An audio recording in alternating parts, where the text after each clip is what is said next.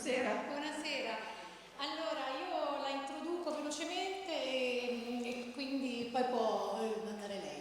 Allora, Emily Braun, voi l'avrete probabilmente letto, è una storica dell'arte, professoressa all'Art College di New York, specializzata in arte e cultura visiva nell'Europa del tardo Ottocento e dell'Europa e degli Stati Uniti del secolo scorso. La lista delle sue pubblicazioni è infinita, quindi purtroppo per ovvi motivi di tempo mi limiterò a citare il volume Mario Sironi and Italian Modernism, Art and Politics Under Fascism, definito da gran parte degli storici e dagli storici dell'arte statunitensi e non solo, una pietra miliare, un lavoro indispensabile per chi si occupa di cultura del XX secolo in Europa, ma anche per quanti si occupano di arti visive. Il volume è stato pubblicato anche in italiano dalla Bollati Boringhieri nel 2003. Recentissimo invece il suo saggio, Il Manifesto del Futurismo, che ci esattamente ispirato, da cui prende ispirazione la sua lezione di oggi, edito, incluso nella raccolta Il futuro delle edizioni La Terza, è un suo saggio. La Braun non si limita a scrivere, è anche un'esperta di collezionismo e di cubismo. Dal 1987 è curatrice della prestigiosa collezione di arte cubista Leonard Lauder di New York, per la quale ha ricevuto diversi riconoscimenti. Corposa è anche la lista delle mostre da lei curate. Cito per tutti la mostra Alberto Burri and the Trauma of Painting, la prima retrospettiva dell'artista negli Stati Uniti dopo 50 anni, mostra premiata dalla Daedalus Foundation and American Association of Museum Curators. Prima di chiudere vorrei anche dire due parole sul suo approccio alla ricerca, che è interdisciplinare e la porta a spaziare dalle ideologie politiche e la loro rappresentazione visiva alla teoria della costruzione del gender e dell'altro da sé nella critica d'arte, e qui mi fermo perché darò la parola alla professoressa Braun. Grazie. Buonasera. Mi dispiace di non esserci in persona con voi a Napoli. Ringrazio la dottoressa Pugliese per la sua gentile introduzione e vorrei esprimere il mio apprezzamento a Giuseppe La Terza per l'invito a partecipare in questo convegno e anche tutta la mia gratitudine al team La Terza per la loro preziosa assistenza nella preparazione di questa conferenza mia tramite videocollegamento. Ora cominciamo e per comodità io parlerò in inglese con una traduzione simultanea. Se possiamo avere la prima diapositiva.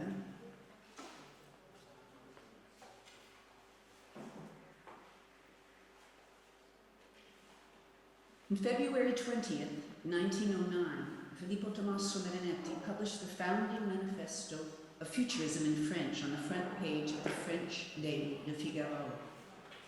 Marinetti had the audacity to take the word future as the epithet for a forward-thinking, forward-looking movement, one that did not yet exist, but would, by dint of the accelerating intellectual forces that he set in motion with the launch of this anticipatory manifesto.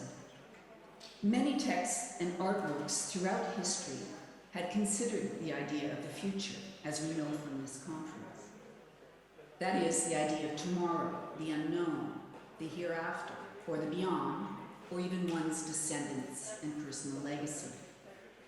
But Marinetti's manifesto is one of the first, if not the first major text to use the actual word future in its title, next. The addition of the suffix ismo transformed a neutral noun into a plan of action and a system of theory, one which conceived the future not as an endpoint, but as a condition of ever-evolving creation. Or as he stated in the manifesto, space and time died yesterday. We already live in the absolute because an omnipresent and eternal velocity has been created. Next. For Marinetti, the future was synonymous with progress and progress with innovation, and specifically innovation and progress were to be driven by machines. Machines embodied speed, the speed of production and the speed of movement. Speed determined a new pace and direction, fast, furious, and forward, just like the avant-garde, always evolving, always ahead, leaving ever greater distances between the present and the past. Moreover, Marinetti was convinced that the changes set in motion by the machine age, whose inventions directly inspired him, were irreversible. There would be no turning back. Next. The Manifesto, as published in the Figaro, was composed in two stylistically distinct parts, a narrative prose preamble, seen here in its original manuscript form, and then a series of 11 programmatic declarations, which concluded with an exhortation for Italy to break with the past ruthlessly and relentlessly. Marinetti had actually published the list of programmatic demands, the Manifesto of Futurism proper, as a 2-page leaflet and had circulated it to Italian journals the previous month. Next. In fact, some scholars state that he had aimed to launch the full manifesto earlier, but the December 1908 Calabro-Messinese earthquake and tsunami shattered his plans. Mother Nature had erupted with a power that humankind could not anticipate or control, with an explosive destruction that leveled almost an entire city. The earthquake was felt as far as Albania and Malta, and the major damage extended over 200 kilometers, with between 60 and 120,000 deaths. But for the unstoppable Marinetti, this event was but a temporary inconvenience. The seismic force of shifting tectonic plates could not put a brake on progress, of things to be built out of iron, steel, concrete, rubber, plastic, and copper wire. Like all things gendered female, Marinetti had only contempt for Mother Nature. But we will come back to nature at the end of this talk, for she takes revenge on Marinetti's plans. Indeed, my talk today could very well be called Futurism, an ecological disaster in the making. Next, please. And so the founding Manifesto of Futurism begins by rupturing with the past, namely Marinetti's own symbolist and languid, decadent aesthetics, in the layered, elusive, ornate, and exotic tastes of the fin de siècle. Marinetti invites the reader into the enervating atmosphere of his Milanese apartment, lush with Persian carpets, brass filigree lamps, carved wooden furniture with inlaid mother-of-pearl accents, maiolica and other exotic decor. Indeed, the interior echoes that of the home he grew up in Alexandria, Egypt, as seen in the picture at left. Or, next and next, please. Next, and next. For a similar look in a color photograph, we can compare Marinetti's interior to the bespoke apartments of Gabriele D'Annunzio at his Villa Il Vittoriale. In the text, the stupor is broken by noises from the street, the vibration of trams and the roar of automobiles, catalyzing the narrator to say, "Let's go, let's leave, my friends." Next.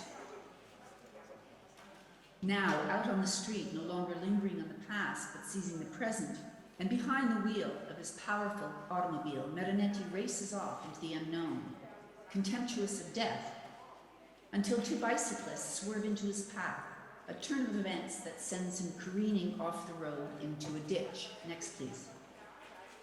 And next, and next. Next. He was not in control of his mechanical bride. Indeed, he was inspired by his actual car accident in Via Domodossola a few months before. He emerges from the primal muck, reborn with an ecstatic cry. Oh, maternal ditch brimming with muddy water, beautiful factory mud. Even the lowly earth has been transformed into a useful receptacle for the runoff of industrial waste. Marinetti's language extols the state of future shock, the speeding car and crash producing the disorienting and overstimulating effects of rapid, violent spurts of movement. Futurism embraced the need for artists and the human species to adopt quickly to the physical and psychological effects of mechanization in order to move forward, to survive. Images of biotechnical enhancements of the human body, the futuristic mechanical man of standardized parts, would soon appear in Marinetti's literary corpus. His ultimate futuristic fantasy was predetermined, to enlist science to outrace death itself. Next, please. With his arms bruised and bandaged, the still fearless Marinetti declares his first intention in the actual 11 programmatic points that ensues. Brisk, assertive statements that break aggressively with the text's previous narrative preamble. As seen here, the manifesto was soon republished by his personal literary journal, La Poesia, next, and circulated in multiple languages. Marinetti's declamatory style leads by example, fast and assertive. In appropriately clipped cadence, the call to action and impulse demonstrably overtakes the antiquated model of contemplative stillness or sedentary ivory fights of fancy. Aggression guarantees momentum.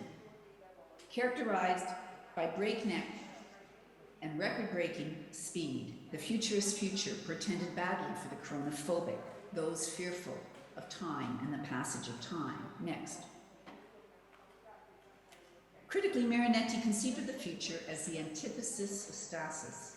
The drive for the new demanded swift and violent severing of habits, mores, and institutions.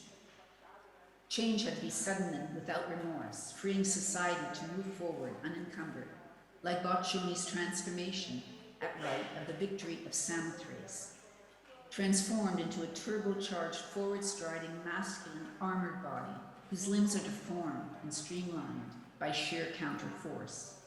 Repositories of knowledge and tradition, according to Marinetti, were to be eradicated by the glad arsonists with charred fingers. Here they are, go ahead, set fire to the library shelves, he writes. Even Antonio Gramsci commented favorably in 1921 on Marinetti's potentially generative course of destroying bourgeois culture. But Marinetti clearly foresaw the future being directed by the intellectual elite, not assembled by anonymous minions in the factories. The great masses, depicted as a ram-rotting vector in Russolo's La Rivolta, were the mere instruments, not the agents of change, to be shaped by social engineers into multicolored and polyphonic tidal waves of revolution in the modern metropolis. Dialectical materialism and mechanistic determination do not move the gears of Marinetti's machine utopia, but rather the spark of individual creative genius. Despite the inherent inequities of a future modeled by the few for the many, the manifesto brokers no naysayers. You are with us or you are against us. With an appropriately rapid-fire tempo and exhortative style, the manifesto urges one to act now and think later. Likewise, the loud and kinetic imagery of the manifesto, as Marjorie Perloff has noted, serves to minimize the possibilities for rumination on the reader's part. The arrogant blitz of opinion overruns deliberation and dialogical reasoning. Next, please. Energized by boldness, rebelliousness, and the love of danger, the manifesto figuratively takes off. According to Marinetti, futurists will hurtle themselves forward to breach the mysterious gates of the impossible. The future is synonymous with the new and the unknown. The journey will leave the faint of heart and body behind, the weak and the infirm, all those who cannot keep up. At the ends of the earth, over and beyond the horizon, skyward, Marinetti's writing is bound by earthly, geographic metaphors in its visualization of the unidirectional temporal dimension, resolutely forward, ahead at the brink of the new. These futurist geographies without boundaries can be seen in Marinetti's own Parola in Libertà on the left, celebrating the record-smashing altitude reached by the Italian aviator Guido Guidi, or Dottori's La Corsa. As Marinetti writes, we stand on the last promontory of the centuries, Why should we look back over our shoulders? Marinetti jettisons the Christian eschatological view of final destiny and the eternal afterlife. The future resides neither in the belly of the earth nor in the heavenly firmament, mobile and expansive. It has no resting place, but is ceaselessly mobile. Man, not gods, determine the trajectory of this new religion, morality of speed. The title of his 1916 manifesto. Next. Thus, the visual imaginary of the futurist artist broke with the fin de siècle tradition of depicting the power of modern transportation with old-fashioned allegorical figures of Pegasus, Bellerophon, or Hermes, in a fussy academic style, as seen here in Leopoldo Metlikovich's contemporary poster designs for the Mostre del Ciclo e dell'Automobile, held in Milan in the first decades of the 20th century. Marinetti undoubtedly knew these posters. Despite his break with such passatista imagery, Marinetti's airborne vehicles of speed still depended on steam, oil, and gas, energy generated by and extracted from the planet Earth, a fact that he neglected to address. Next.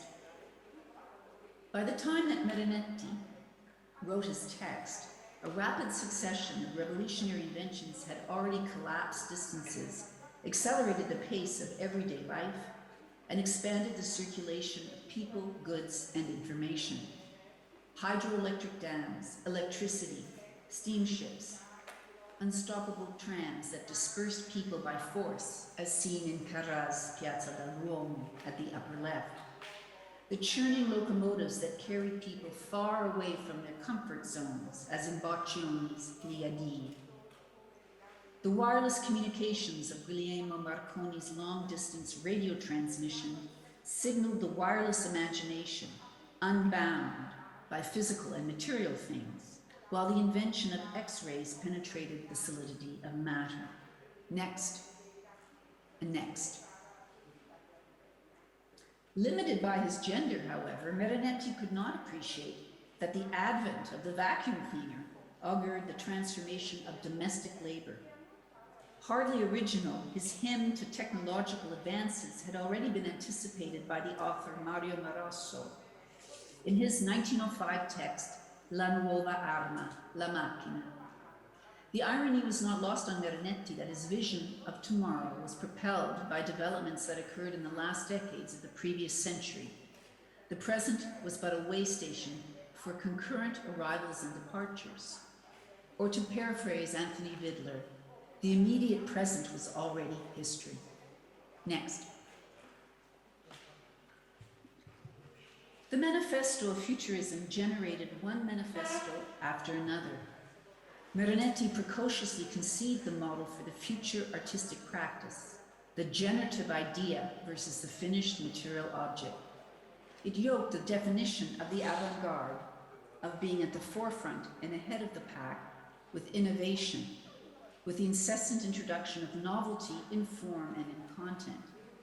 As Renato Poggioli wrote in his groundbreaking 1968 study, The Theory of the Avant-Garde, the old static model of the artistic school presupposes a master and a method, the criterion of tradition and the principle of authority. Instead, this was now replaced by the new paradigm of movement, a fluid entity of activity and energy. The product of a given moment in time, one movement is by necessity opposed and superseded by the next in a dynamic, ongoing process of creation. Marinetti's first manifesto, therefore, also defines the avant-garde as explicitly futuristic, un'idea in movimento. Next. Moreover, the future belonged to youth, and the avant-garde was perennially youthful. Explicit, therefore, was the eventual obsolescence of Marinetti's specific time-bound artistic movement. He states, the oldest of us is 30, so we have at least a decade to fulfill our task. When we are 40, Others who are younger and stronger will throw us in the wastebasket, like useless manuscripts.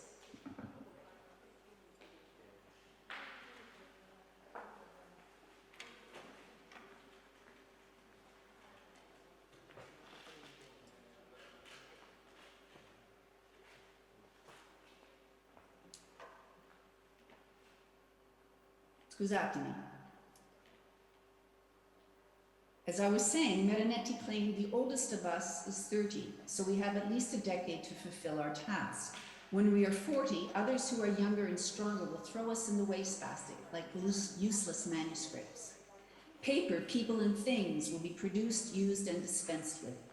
Marinetti failed to see that when the physical products of the past are destroyed, most do not disappear into vapor, but accumulate in ever-growing and expanding piles of waste that impinges upon the growth of the future, including this advertisement, another publication of Marinetti's to advertise one manifesto after another. Next, please.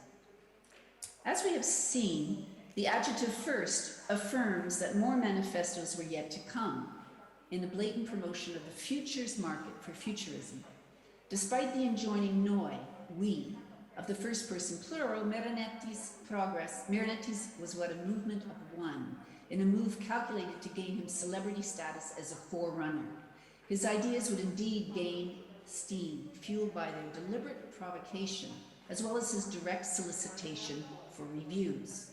He predicted the future of influencers, of the mind-shaping power of the mass media and the public relations machine. Indeed, the line runs straight, direct, from Marinetti to Andy Warhol. The recent invention in Marinetti's time of the lino press increased the bulk flow and circulation of information and ensured the fleeting status of the current. To keep up with the future, Marinetti understood one had to be in the next day's news. The future of intellectual production would be fed by the insatiable demand for consumption in an exponentially increasing cycle of supply and demand. Next. With the end of his manifesto in sight, Marinetti devolves into presentism. Following upon the declarations, he lays out a plan for the present day, the near future, a plan for national renewal. He writes, "It is from Italy that we are flinging this to the world, our manifesto of burning and overwhelming violence with which we today establish futurism.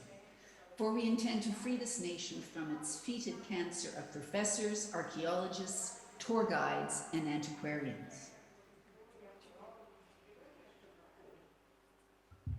His radical impatience was a response to Italy's relatively late process of industrialization and the perception that the country was a cultural backwater.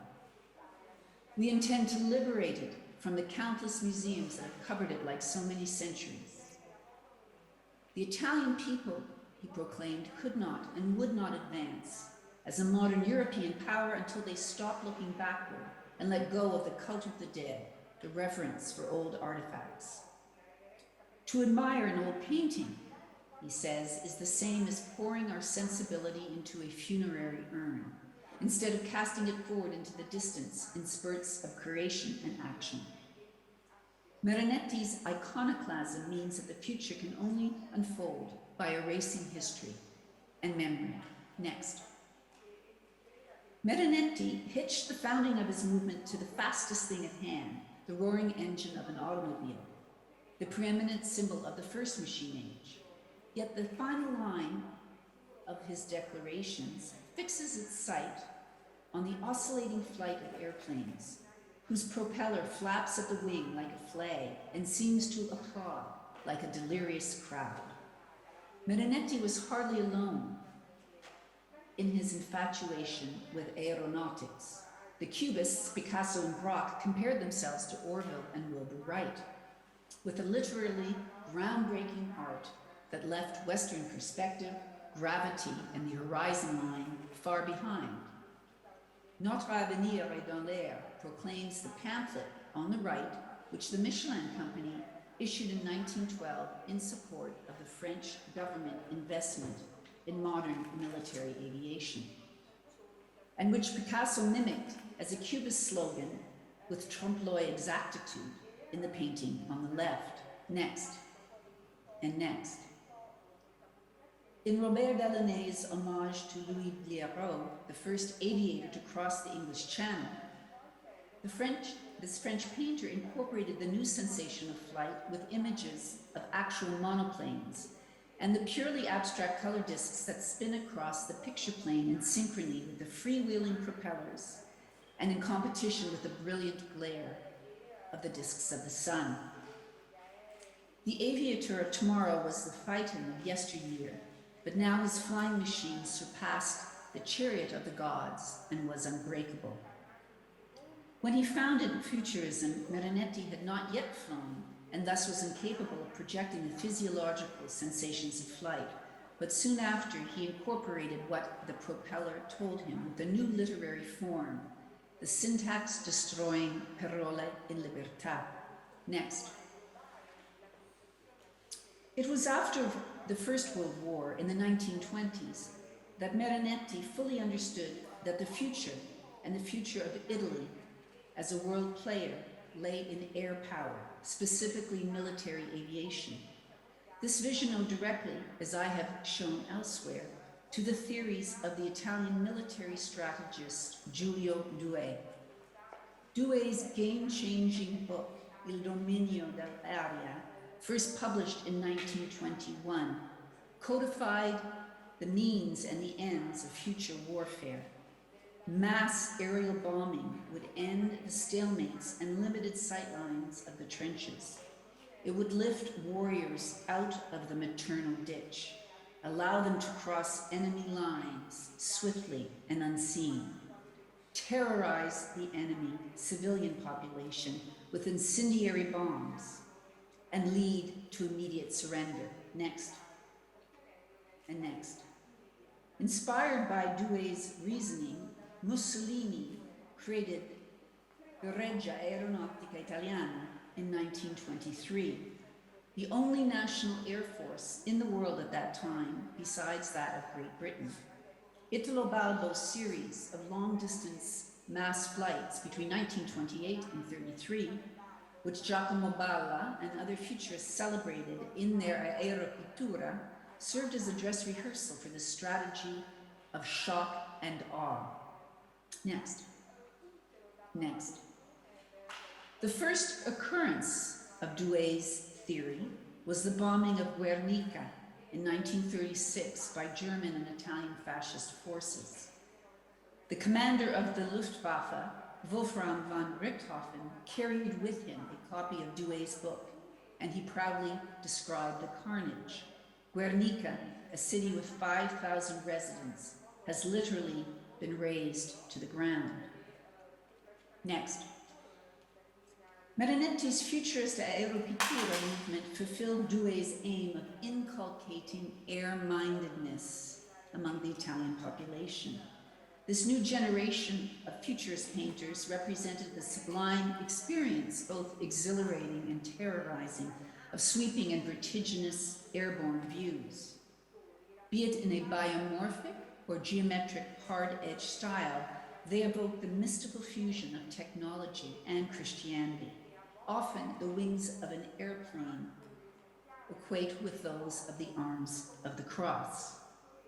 Note the helmeted-headed steely pilot abstracted in the very far left of the Osvaldo Peruzzi, or the tricolor insegna of the Aeronautica del Regio Esercito in the Tullia Crali on the right. With scenes of surveillance from above, of squadron raids, dogfights, and dive bombing, the belligerent iconography of futurist aeropittura encouraged faith in the prophetic statement uttered by Marinetti in the first Futurist Manifesto, that is, to glorify war, humanity's only hygiene. Next. The manifesto's importance as an augur of the future lay not in its imagery, but in its infectious, unqualified enthusiasm for the new, and for the novel artfulness of the manifesto as cultural propaganda. Next, next, and next, please. One of the most influential documents of the 20th century, the Manifesto of Futurism, had a future at home and abroad, as it demonstrated numerous offspring manifestos and beget other avant-garde movements, as we see here, the data movement in particular. This influence extended for 3 decades and beyond. Subsequent events, however, did not unfold in Marinetti's favor. Although his manifesto preceded the birth of fascism by a decade or more, they were inevitably read retrospectively as the harbinger of fascism. In the aftermath of World War II, the incandescent reputation of futurism finally dimmed. May I have the next, please? Yet, half a century after the manifesto's publication, the British scholar and critic Rainer Bannon renewed the argument for Marinetti's prescience. He claimed the founding manifesto to be a turning point in the realm of modernist aesthetics, primarily for its ideological qualities and unprecedented attitudes of mind. Next. Bannon resurrected futurism in his important book, Theory and Design in the First Machine Age, published in 1960. For Bannon, futurism propelled artists and intellectuals to invest in the future. The poet, painter, intellectual was no longer a passive recipient of technological experience, but could create it for himself. For Bannon, Marinetti was the prophet of the first machine age, that of industrial production and motorized vehicles. Marinetti's techno-evolutionary theory proved true, because the first machine age was soon surpassed by the second machine age, characterized by the ability of consumers to purchase their own machines for personal use. Technology invaded the everyday domestic sphere. In other words, innovation and obsolescence, as Marinetti stated, evolved in tandem. In another essay entitled Primitives of a Mechanized Art, Rainer Bannon concluded paradoxically that because the Italian futurists were so far ahead of their time, they could not achieve their utopia, simply because the technology did not exist at that time to put their radical ideas into practice. Next.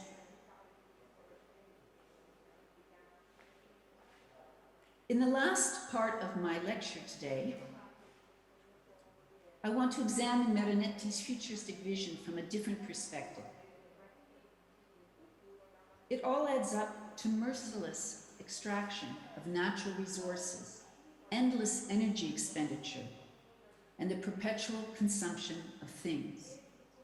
Marinetti's conquest of land, sea, and air, as pictured here in his wife Benedetta Cappa's murals for the Palermo Post Office, depended on unlimited fossil fuels and hydropower. For him, the most influential prophet of the machine age, an empty tank or a broken electrical grid was simply unimaginable. 100 years anon, today, from an eco-critical perspective, the shortcomings of Marinetti's vision are apparent in ways that he could not have possibly imagined. He writes, "We intend to sing to the habit of energy." Energy expenditure is a dominant metaphor of this futuristic vision, the primary flow, to use his words, of innovation, the extraction of fossil fuels, the demolition of closed and static systems, the displacement of traditional power elites by class friction. Next, please. This energy of which he writes will illuminate grand cities at night, provide clean and running water, trash pickup and disposal, all the unglamorous realities and subterranean infrastructure not described by Marinetti and not imagined even in futurist paintings. Instead, compositions such as these by Fedele Azzari and Ugo Pozzo projected the real outcome of early 20th century population explosion, the ever greater density of megalopolises, of cities built vertically without air or view because open and unoccupied land is no longer available. What Marinetti failed to predict, because of his contempt for the feminine, was that Mother Nature would roar back with a vengeance, refuting the arch-modernist definition of progress. The velocity of fuel-driven vehicles, it turns out, was not eternal, but dependent on limited natural resources. Next. When Marinetti praised the maternal ditch as a fair factory drain, the muck blinded him from seeing the environmental disasters in the making, the pollution of air and ground and water, nuclear accidents, the destructive fury of climate change. It was not until the latter half of the 20th century that the avant-garde reversed course and made art of a desolate presence, notably the prescient filmmaker Michelangelo Antonioni in his film Il Deserto Rosso. Antonioni captured the strange beauty of the modern polluted landscape with the industrial burn-off, toxic fumes, sludge, and detritus of the Ravenna oil refineries, whose productions, among other things, form the basis for modern plastics. Marinetti blithely saw no endpoint of development, but this dystopian futuristic vision tells us otherwise. Next. Instead, Marinetti resolutely declared landscape, the beauty of the landscape, to be an anachronism. As he proclaimed, with us begins the reign of the man without roots, the new man made of iron. His use of an organic plant metaphor is revealing. A man without roots is a man without trees, a race of men no longer born of trees, about which Virgil wrote, but a race that destroys trees. Gleefully, entire forests are eradicated for all those manifestos, and he is blissfully unaware of the greenhouse effects and climate change wrought by deforestation. Even though the cataclysmic results of messing with nature and her cedar forest were already made clear millennia ago with the epic Gilgamesh. What we face now in our immediate future is a humankind without progeny, let alone roots, if the planet continues to become inhabitable. Pace Marinetti, the accelerating force of today, is not that of machines, but of climate change. Next, please. Hence, the rebuke to the futurist man of severed roots that can be found in Giuseppe Panone's sculptures of saplings that he carves out of industrial lumber planks, as if reversing time, following the knots in the wood to revivify the origins of the now dead trunk.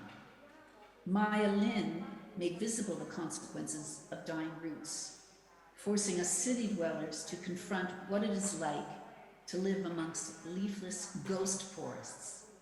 The title of the work, with trees relocated from the devastated New Jersey pine forests for an installation in the middle of a Manhattan park. Next, please. So let me conclude by recalling Marinetti's desire to raise Venice, destroy its fake romanticism, and end its pimping to tourists. When he and Boccioni and other futurists flung thousands of their new 1910 manifesto, Contro Venezia Pacifista, from the top of the Torre del Orologio. They need not have worried. The rising floodwaters would take care of submerging La Serenissima.